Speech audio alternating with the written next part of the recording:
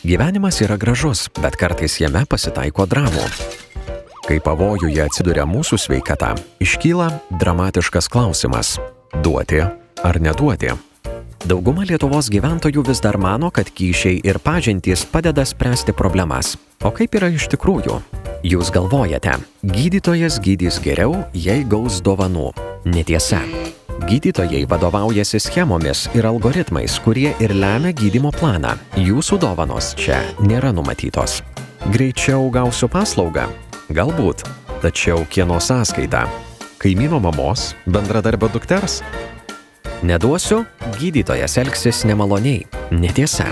Siūlydami gydytojui kyšį, rodote nepasitikėjimą juo, tai ir sukuria nemalonę situaciją. O kaipgi gydytojai? Imti ar neimti? Štai kur klausimas. Neimsiu, bet pacientas netikės gydymo efektyvumu. Netiesa. Nuoširdžiai pasikalbėkite ir nuraminkite pacientą. Tai veikia geriau už bet kokius senus prietarus. Tai tik maža dovanėlė, nieko ypatingo. Netiesa. Ir mažos dovanėlės yra kyšis.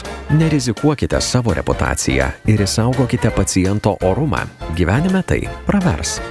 Kuriant sąžiningą sveikatos apsaugos sistemą, jūsų vaidmuo pagrindinis.